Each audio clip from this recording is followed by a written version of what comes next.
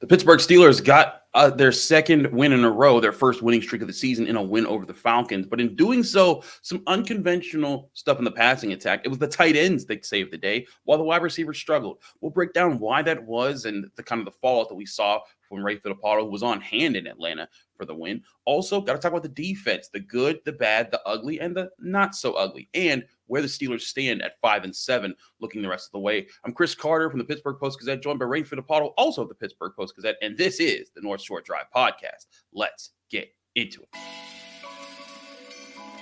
You are now listening to the North Shore Drive Podcast, a show on all things Pittsburgh sports from the writers of the Pittsburgh Post-Gazette, hosted by Christopher Carter.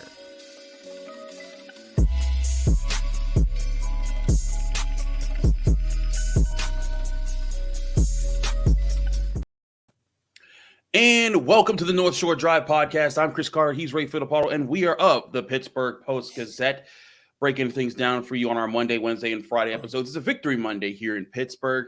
And as always, today's episode is brought to you by the Acrisure Fan Advantage, the power to project one of our Post-Gazette Steelers beat writers into your home or office by using augmented reality. You can get an exclusive pregame breakdown from a Steelers expert standing right in your living room. Get the latest insights on starting lineups, key matchups, and critical stats at post-gazette.com/Acrisure Fan Advantage. No apps or downloads, just insider access to Steelers updates at post-gazette.com/Acrisure Fan Advantage and get a real edge on this week's action.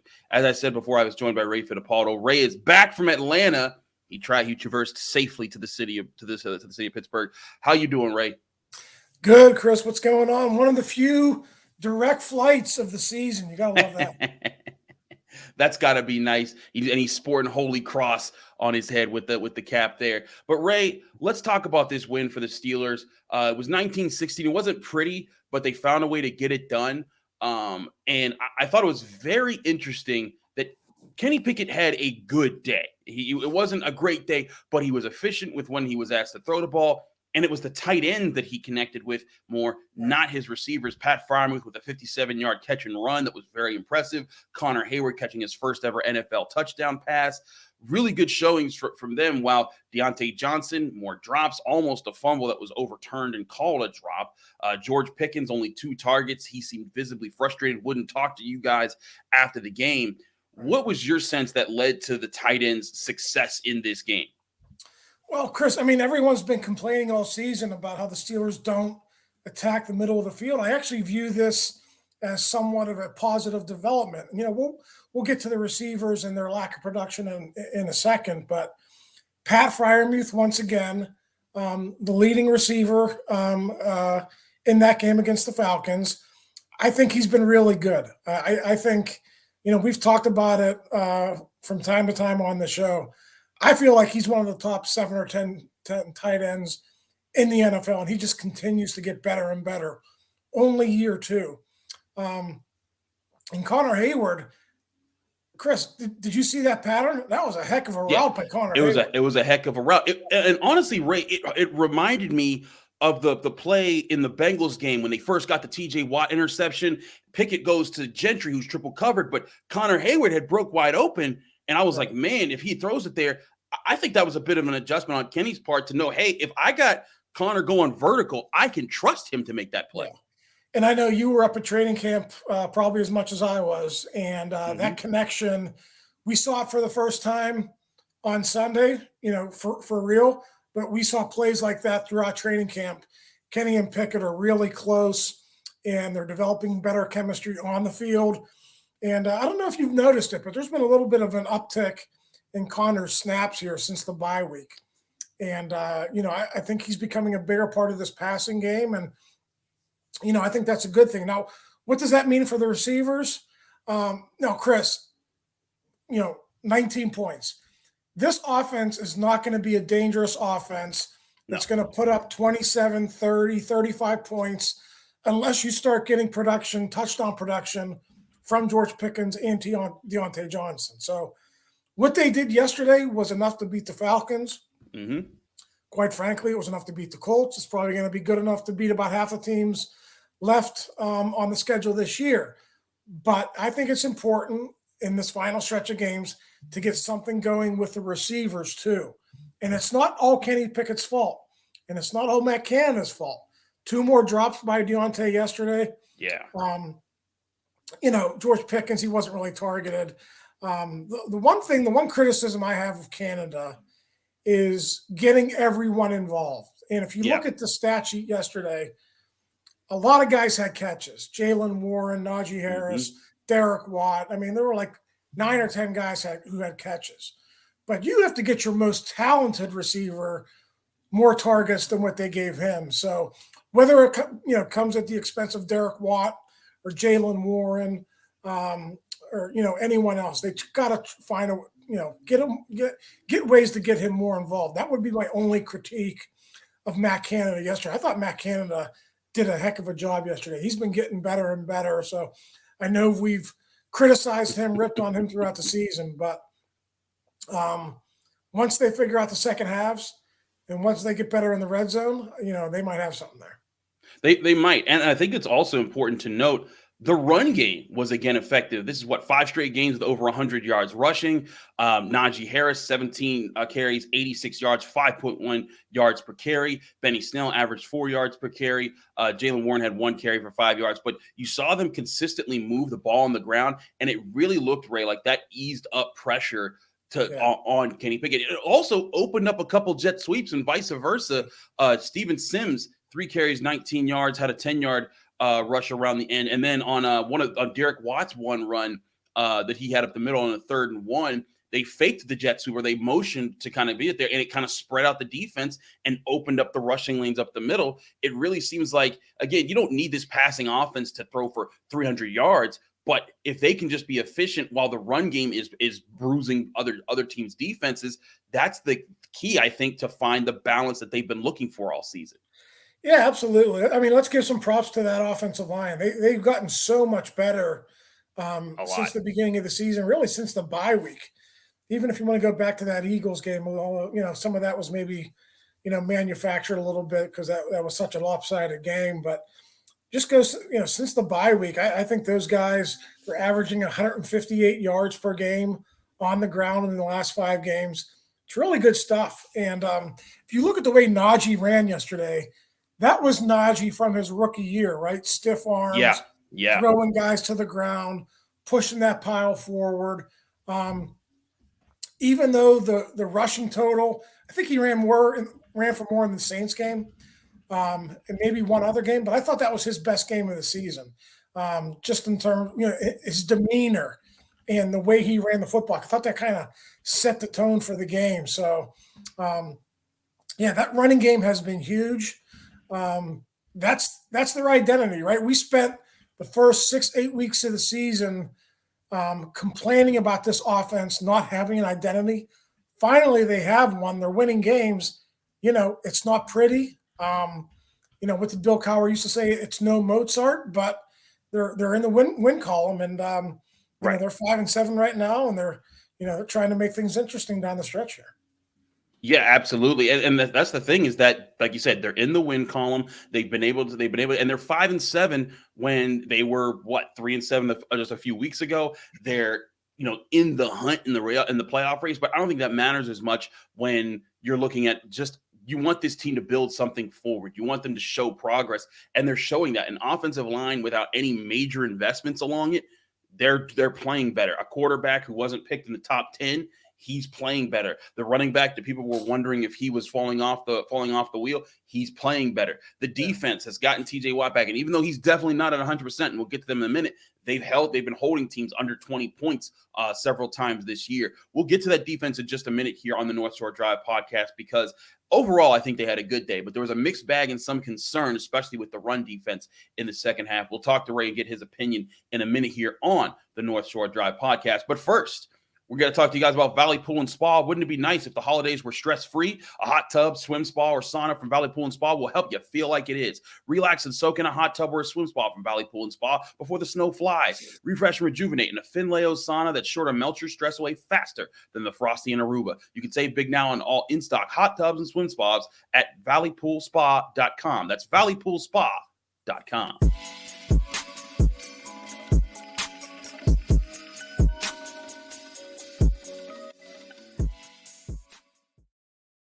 Back here on the North Shore Drive podcast, I'm Chris Carter. He's Ray Fittipaldo. Ray, let's talk about this defense because this wasn't an elite performance, but it was a good performance. They kept the number 4 rushing offense in check in the first half. They eventually started to yield a little bit in the second half, but ultimately they gave up 1 touchdown and held a team to 16 points, and they were able and they closed the game with a Minkah Fitzpatrick interception when the Falcons got the ball back with a chance to score. What was your readout on what the Steelers were doing right on defense, and then what happened when it was going wrong? Yeah, I mean, really good rush defense in the first half. I'm not sure what Arthur Smith was doing. I thought they kind of came out and threw more than I expected. I expected them really to look the way they did all game, the way they looked in the second half. I'm not, sure why they came out with the plan that they did, but he figured it out in the second half. The Steelers got worn down. Now, a couple of those long runs, you mentioned TJ not being 100%. He's not. I mean, there was the one time he dove on the ground. You could tell he hurt his rib again. He had to go running off to the sidelines. A couple times he got out of his rush lane. He was easily turned out, or he was easily washed in, and that's how they busted a couple of long runs. So, I mean, Chris, what are you going to do? I mean, right. Malik Reed had a back injury. I don't think he was 100%. No. DeMarvin Leal played, but they used him mostly as a defensive end. I don't remember him getting many snaps as an outside linebacker. They're just really thin at outside linebacker, and I think a 60 to 75% TJ Watt is probably better than the guys on the practice squad who would get call up. So it's just one of those things they're going to have to deal with. TJ's had a brutal year with injuries. He had the pec, he's got the knee, now he's got these ribs. I mean, it's just one of those years. He's out there battling. He's giving it his all, but this is not the TJ Watt that we're used to seeing. Well, it's not. I mean, we're seeing him getting blocked one-on-one by tight ends in the run game and getting pushed backwards. That never used to happen since his rookie season, I think would even be fair to say. So it's obvious he's not 100%. I will say this, Malik Reed didn't have his best game or anything like that, and he wasn't phenomenal, but on the 1 touchdown run that was called back to Falcons' head, he does a great job establishing his outside shoulder, keeping it free and forcing the guy to hold him. And when he gets held, he throws his hand in the air to draw the call to get the referee's attention. I thought that was actually an unsung point of the game where if he doesn't make that happen, the Falcons score. And who knows, that might have been the game right there. But that penalty pushes the Falcons back, gives the defense a breather, and allows them to hold the Falcons in that spot there and lets the Steelers keep the lead. I thought he hung on there, but I do agree. There's definitely some concerns there. TJ Watt's not playing well, and isn't playing his best. And I think that when you look at this group, like you said, how did the Falcons attack them with the run game? They were running wide zone runs, stretch runs, trying to spread it out and saying, hey, we're going to force your edges to collapse that side or contain that side. And then even if they do, we're going to see if we're going to test your gap integrity and cut back inside wherever that is. And if the Steelers edges can't hold those spots and stop them from stretching those plays out, that's going to happen. And we've seen teams like the Ravens, who are coming up next, do that to the Steelers over the years. And we're not just talking about recently. That's been a kind of a John Harbaugh staple for quite some time. Yeah, you saw Larry Ogunjobi play on the other side of the line of scrimmage on a few snaps yesterday. I thought he played pretty well in the run game. But for the most part, Chris, the Falcons were taking it to the Steelers. There was a point in that game there in the second half. Every time they handed off, it was a 5 or 6 yard gain. Yep. And they were just pushing the pile. And, were the Steelers tired? Yeah, they were tired, but that's not an excuse. You got to buck up there and you got to try to, to find a way. So that was a little bit discouraging. And you mentioned the Ravens coming to town. We're going to get an update later on today from John Harbaugh, or probably tomorrow. The whole thing about Lamar Jackson and the knee, but whether he's in there or not, that's an offense that can run the football, and the Steelers are going to be tested again. You look at the rest of their schedule: 2 against the Ravens, the Browns are on that schedule, Josh Jacobs and the Raiders. This run defense is going to be tested. I know they entered that game yesterday 7th in the league. Good for a half, bad for the second half, but that's going to be huge down the stretch if the Steelers are going to continue to make this interesting. Absolutely. I also think it's worthy of note. The defense got some help from its offense in this game. The Steelers won the time of possession. The Steelers only had 1 3-and-out in this game, and I think that allowed the defense to kind of be able to play. To only have that one drive where they were getting bullied around, and then after that they were able to kind of to settle it down. They really had 2 drives. They were bullied around. They were, again, the penalty that Malik drew at the end of the one drive held them to a field goal. But I mean, you saw that.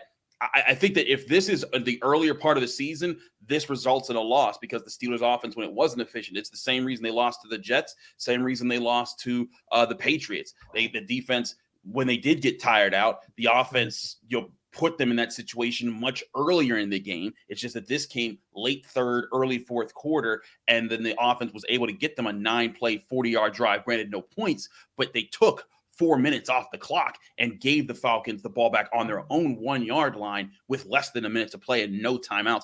I think the offense deserves some credit there, but I want to get to your point about the defense. Is this a good defense right now? Because you look at the points that they've allowed this year: 20 to the Bengals, 17 to the Patriots. Especially since the loss to the Bills. They have 18. They've given up less than 20 points to the Buccaneers, the Dolphins, the Saints, and the Colts, and now the Falcons. But they've given up they gave up more than 30 to the Bengals. They gave up more than 30 to the Eagles and more than 30 to the Bills. Where do you put this defense if you're trying to say who they are? Are they mediocre? Are they good? They're definitely not great. But where do they fit in your scale of how they performed? Yeah, I mean, Chris, I think there's probably 6 to 8 really good offenses in the NFL right now, and I think the Steelers' defense wouldn't be able to stand up to any of them. Right? You mentioned all those teams on the schedule so far. I think we all know what would happen if they played the Chiefs, right? Yeah, we've seen that matchup enough times now. We have, and we luckily for the Steelers, they don't have to relive that this year, unless they miraculously get into the playoffs. So I guess they're the 7th seed again. Yeah, but. Yeah, and then there's just after that, there's probably 24 teams who are, offensively just okay or good. I thought the Steelers played really well against the Dolphins. I was watching TV yesterday before the game, and these commentators saying, the 49ers and the Dolphins, a preview, a possible Super Bowl preview. I'm like, okay, well, maybe the 49ers, but when I saw the Dolphins in person, I wasn't really impressed. So, hey, maybe the Steelers, let's give them credit for that win. Or that game probably should have been a win. But my point is there are probably 20 to 24 teams in the NFL that the Steelers can handle. And unfortunately for them this season, we'll see if this changes going into 2023. We'll see what happens. But they're just not good enough to go head to head with the elite offenses in the NFL. Maybe that's not a slight because there's probably a lot of defenses that get taken to the woodshed. But that's just kind of who they are right now. Is that disappointing? Being the $100 million defense and having playmakers the way they do? Yeah, it's disappointing, but that's who they are. I certainly think that's who they are right now. We'll get more on the Steelers' future plans right now as they enter into the last 6 games of the season. But first, we got to talk to guys about Yinzers in the Berg. So Yinzers, listen up. If you're excited about the Steelers getting their first win streak of the season, you can go get some Steelers some Steelers merchandise from Yinzers in the Berg, where they got 2 legendary stores in the Strip District, plus a growing online store. They also have Penguins, Pirates, Pitt gear, all things Pittsburgh sports you can find at Yinzers in the Berg. So go to Yinzers in the Berg. You can find them online at yinzerspgh.com. They don't just got apparel, they've got accessories. They've got so many different options out there. So if you're feeling your Pittsburgh fever, whether you're in the city of Pittsburgh, you can make the trip to the Strip District, or if you're one of the many Pittsburgh fans who showed up in force in Atlanta, Ray could attest to that. But if you're one of those fans that wants to rock more Steelers gear, the best place to go, Yinzers in the Berg. Again, go to yinzerspgh.com. That's yinzerspgh.com for all your Pittsburgh sports apparel.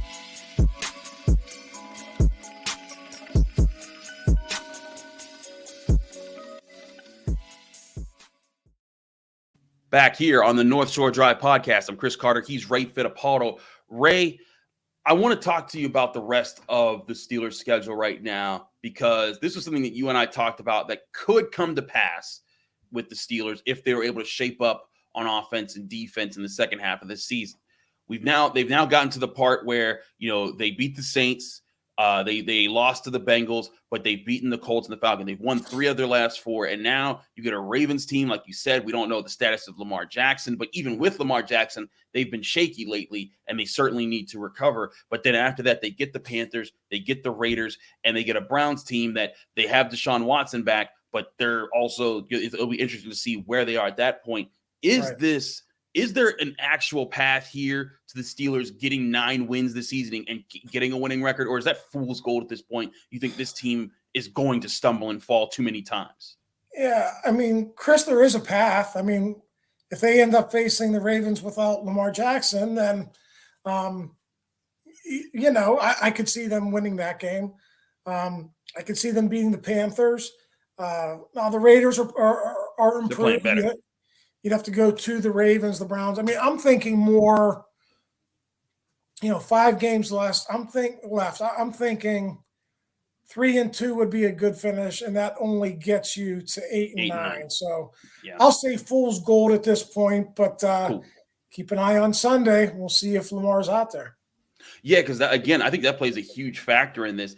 They've swept the Ravens for 2 straight years, I believe now, which is weird for this rivalry. And I know that Lamar Jackson's missed 2 games in that stretch, but still, even when backup quarterbacks have been in play, either of these franchises have found a way to fight back at some point. That's part of why I have a hard time seeing the Steelers pull off a sweep this year. It doesn't happen for the Ravens and the Steelers rivalry for one team to sweep the other for 3 straight seasons. They're going to drop one. And like you said, the Raiders team is playing better. Josh Jacobs had 300 yards the other week. I haven't looked at their performance against the Chargers and how they won that game, but that team has gotten better. Devontae Adams, I did see that got 2 touchdowns because he saved one of my fantasy football teams. Thank you, Devontae. But in all seriousness, that team's getting better. And again, I can see if Lamar doesn't play, I can see them beating the Baltimore this weekend and riding that high. And the Panthers, they don't even know who they are. They just got rid of Baker Mayfield. But yeah, those last 3 games, the Raiders at Baltimore with the prospect of playing a healthy Lamar Jackson and then getting the Browns again, that's going to be very interesting to see how they play. But I do think if the defense can play around the level that it is, none of these offenses are terrifying. They're talented. They can get you if they're on a good day, but the Raiders have been inconsistent, even though they've been playing better. The Panthers are terrible. The Ravens, they've been inconsistent of late. I do think there's a chance for the Steelers to be in all of these games. The question, though, can they finish enough of them to win enough of them? I think in the end, 8-9 is a really strong possibility, and I think the Steelers will look back and they'll kick themselves for that Jets game.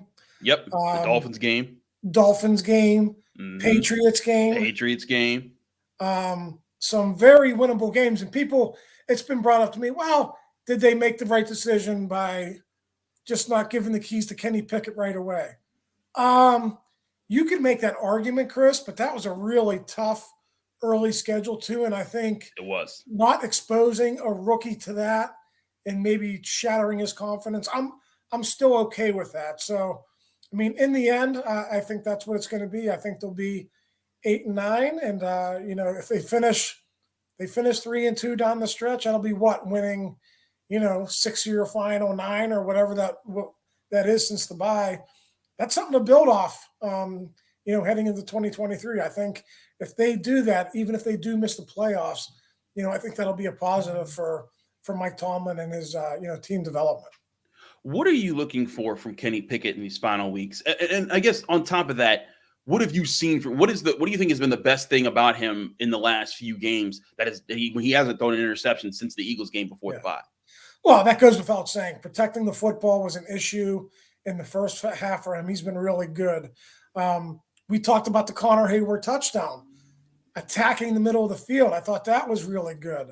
He put that ball on the money, and he missed Freiermuth on a very similar route earlier in that game. So that was huge. He's been able to bounce back and hit some of these throws that he misses earlier in games. So, I mean, what I'm looking for, I can kind of picture what Kenny Pickett is going to be down the road.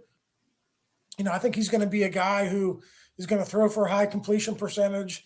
Once he figures it out, I think he's going to be able to throw for more than 200 yards a game. But, if he just keeps doing what he's doing now, don't turn the ball over, give your team a chance to win every game, I think that would be progress. And I think in going into the offseason, Chris, you'll see them build on that. You'll see them add the explosive plays at some point. I don't know if it's going to come this season. You'll see those young receivers develop along with him, the young tight ends develop along with him. Play action off the improved running game, I think is something we could see in the second half of the season. So I think it's all positive. I just don't know if you're going to see the culmination, the finished product, what everyone wants, until further down the road, probably not this season. Yeah, I think that's still far off. I think right now you need, like you were saying, smarter play from Kenny Pickett, working with the tools that he has in building that connection. You brought up Connor Hayward and the connection they appeared to have in training camp. If he developed into a nice secondary receiving option for the Steelers, I don't think anybody would complain about another tight end there working out for the Steelers. And we see the connection he's developing with Pat Freiermuth. And if he can just get on the same page with either of the Steelers' top two receivers, I think that would go a long ways to what they're building on offense. But with the increasing run game performances, with the better things that we've seen from the offensive line, maybe they're finding the identity and the force that they need to be next year when they invest, where they're probably going to invest more into building this group. Yeah, absolutely. So, I always look forward to Steelers games, but I doubly look forward to Steelers-Ravens game. That should be a fun one Sunday at Acrisure, Chris. Absolutely. We'll have more on that this Wednesday episode on the North Shore Drive podcast and the Friday episode where we preview it with Brian Batko. Thanks so much to Ray for joining us here in the North Shore Drive podcast. He's Ray Fittipaldo. I'm Chris Carter. We were both of the Pittsburgh Post-Gazette here on the North Shore Drive podcast. Find us every Monday, Wednesday, and Friday, breaking things down on all Pittsburgh sports right here on the show. Back Wednesday with more on all things Pittsburgh. Thanks for tuning in to another episode of the North Shore Drive podcast of the Pittsburgh Post-Gazette. If you're watching this video on YouTube, please like the video and subscribe to our YouTube channel. For 6 months of digital access to post-gazette.com for just $6, click the link down below in the description.